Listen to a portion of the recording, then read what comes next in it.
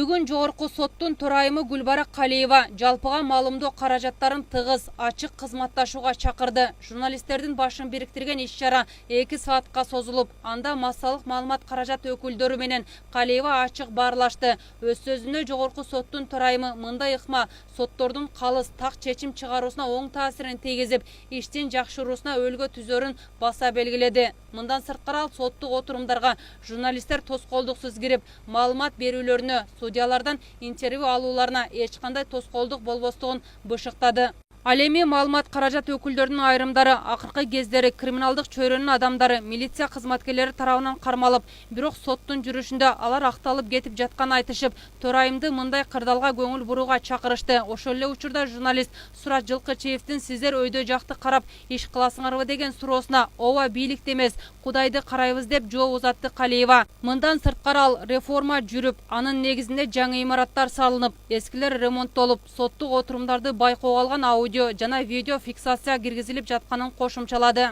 Сот тутумунун маалыматтык ачыктыгын камсыз кылуу үчүн соттор менен сиздер өз ара байланышты эки тараптын мыйзамдарынын негизинде курулушу керек. Сот системасы сиздерге толук маалымат берүүгө милдеттүү. Сиздер болсо коомчулукка укуктук жактан сабаттуу маалыматтарды беришиңиз керек. Бул сиздердин түздөн түз милдетиңиз деп ойлойм.